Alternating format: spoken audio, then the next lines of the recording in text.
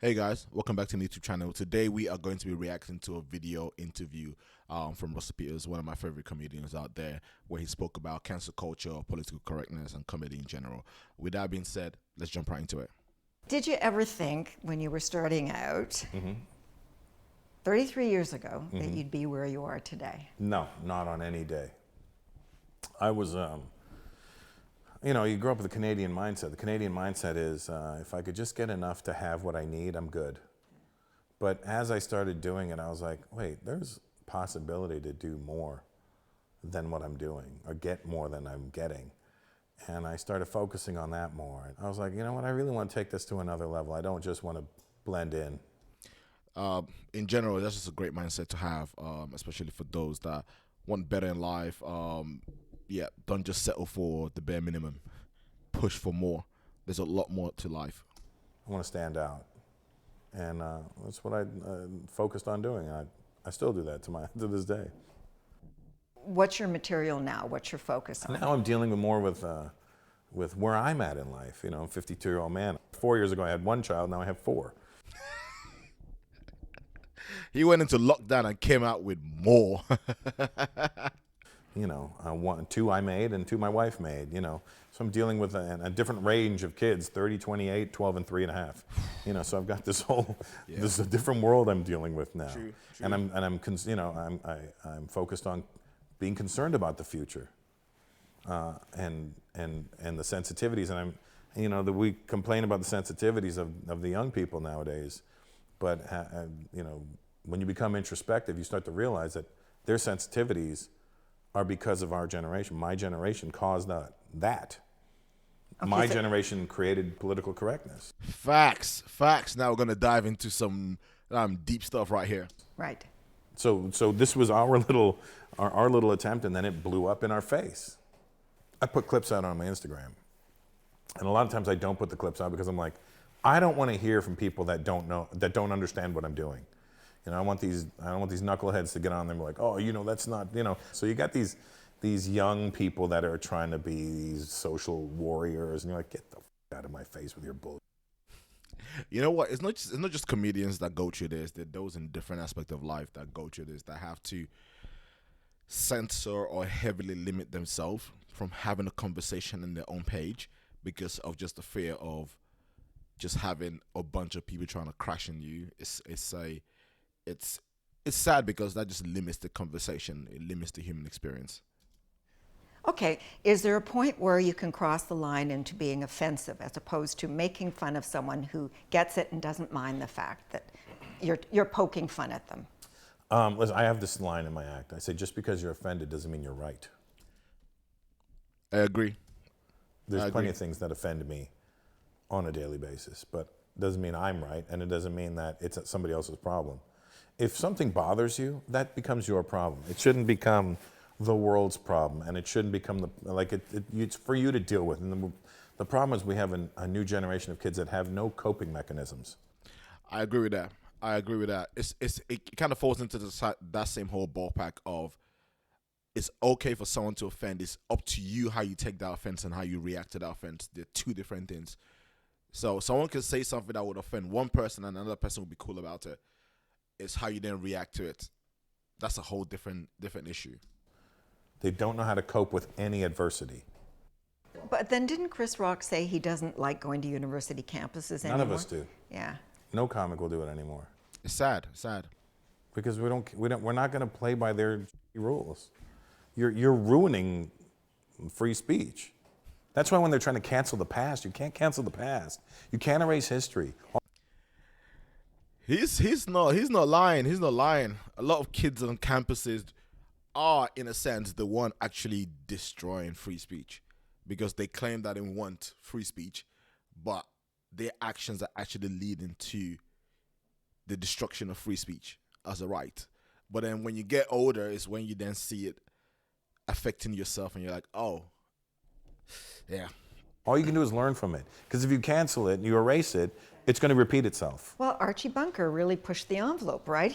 We all knew. Nobody was like, this is terrible. We all knew people like that. The problem is people hate mirrors. Nobody wants to look at themselves. You look at yourself and go, what the fuck is that? And people hate to be reminded that that's who they are. I like that. So the whole idea of cancel culture, that hasn't affected anything you're doing. The people that would be interested in canceling me were never going to buy a ticket to see me. So, and the people that do buy tickets to come and see me want to hear what I do. Now, if I'm going to bow down to these invisible people of cancel culture, I'm going to lose my base and I'm not going to gain them. You might as well just stay home. You might as well just walk away from comedy. Or you just walk away from life in general if you're going to have to walk in on eggshell. That's basically what he's trying to say. So what's the end game here? Who am I playing this guy? I mean, I got to service the people that want to hear what I have to say. You know, I know what I can and cannot say. Oh, you And do? and I don't say the things that I like to toe the line. Okay. I like to make you think I'm going to go there, and I go, just go there, and I turn right around. Just, you know, it's like throwing fake punches at somebody. You're not going to hit them. So you've got a little person inside your head who censors you to some Yeah, but I mean, at the same time, I'm not devious in my mind. You know, I'm not trying to. My goal is to make you laugh. My goal is to make you squirm a little. Oh, did he? Oh, no, he didn't. Whew, thank goodness. And I'm like, or did I? You know, that's really, I want to leave it up to that. You know? Nice. That's nice. Are you friends with Dave Chappelle? I am. I've known Dave for 27 years. Okay. And you saw his shtick on. I love Dave Chappelle, man. One of the best craftsmen when it comes to comedy, when it comes to speeches, when it comes to just being able to articulate himself. It's a whole different caliber of human being. On SNL. Yeah, it was fantastic. I saw that as well. It was great. Interesting you should say that, because a whole group out there say he's legitimized, he's made anti-Semitism legitimate. What do you say to that? I mean, I sent him a text after it happened. I said, Dave, on behalf of all the comics, we all quit. You nailed it. That's high praise, man. That's high praise. Because? Because he articulated exactly what people are afraid to say. And why should we be afraid to say something that, I mean, listen, like, to say the Jews run Hollywood isn't a bad thing. It's not like they run it and they're f***ing it up. I mean, I wouldn't want anybody else to run it. Clearly, they're doing a fantastic job. Why would I take this away from them? Oh, that's a sick line. I get mad if I look at my team, at my agency, and I go, why do I not have enough Jewish guys or women on this team? Why? I need more. If I had more, I'd probably be doing better right now. Okay, and then his comments on the trans community and Ricky Gervais' comments as well. Do you think they crossed the line? No. What did he say that was so bad, Dave? Well, you tell me. Why do you think there's such a fuss over? That's the thing. A lot of people, when you ask them actually what did he say, they can't actually articulate it, or they can't actually say it, or they can't actually pinpoint it. It's because they've seen other people react to something, and then they get offended of somebody else's reaction to what somebody said. Then it's like you're doing yourself a massive disservice. If you can't actually spend the time to actually consume that content, then I'm sorry, stay away from the space. Just stay away from the space. Keep your offense to yourself. For what he Because said. we got a minority here with way too much power, wielding a lot of power, and not afraid to use it. You can see it everywhere, man. Pay attention, because the world is ramping up when it comes to this debate and this topic. We had a cancellation, the ban on trans athletes competing in female sports, women's sports. We have countries banning LGBTQ and stuff like that. This is going to be a massive debate, so people got to pay attention. I'm all for people living their life. I'm down for people to live their life, to be who they want to be. That's it. That's my stance on this.